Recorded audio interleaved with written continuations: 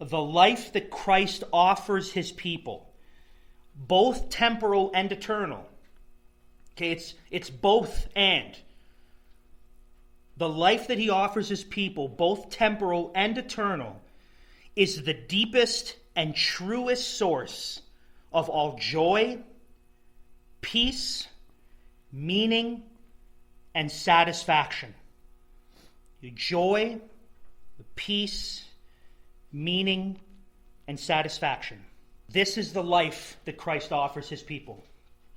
So their life now, while they live on this earth, is a life that has deep within it the truest joy, peace, meaning, and satisfaction.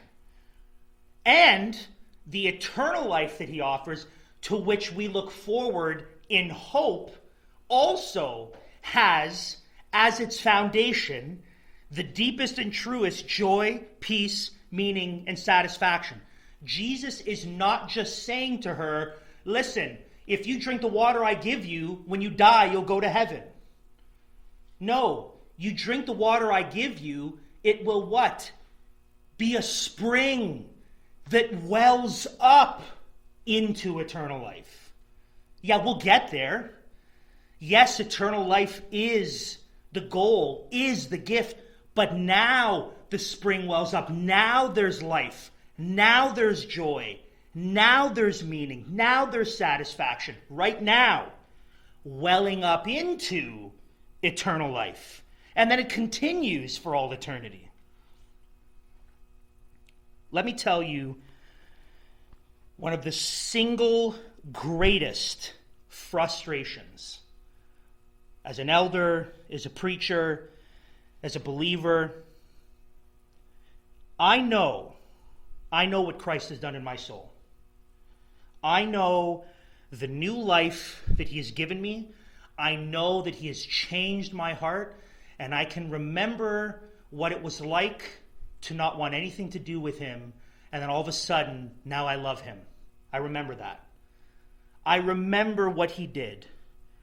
I know the living water that has invaded my heart and my soul, and that now he's mine and I am his.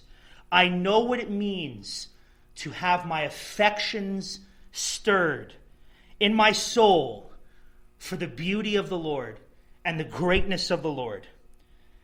The offer that Christ makes to know him, to feast on his word, I know that. And one of the greatest frustrations as a preacher, as an elder, is that I can plead with people until I run out of breath. I can stand, we can talk about this passage, we can come to the word week after week and week after week, and in individual conversations and in group settings, I could plead and beg that people would understand what I'm saying. And I wish that I could just reach into someone's soul and make them know Christ and love Christ the way that I do. And I cannot.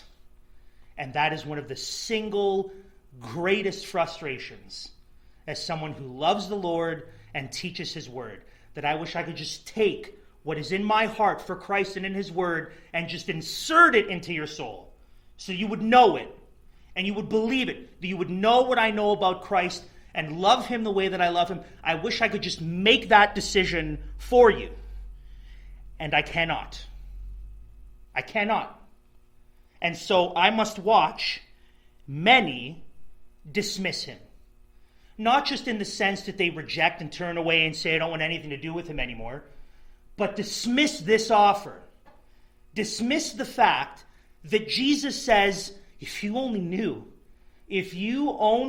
knew the gift of God and the offer on the table, the water, the living water that is available, that in partaking of it, in communion with me, Jesus says, in relationship with me, and having my spirit in you, that there's a welling up, a spring of joy and love for the Lord into eternal life. And I just have to watch, as many will say, that's all right. I prefer the well that's empty. Spoonfuls of dirt, please. It is one of the single most crushing frustrations to see people dismiss the living water that Christ offers when I wish I could just crack open people's hearts and pour it in myself. And I can't. And I can't. If only we knew, listen to Jesus' words, if only we knew the gift of God and the one who's offering it.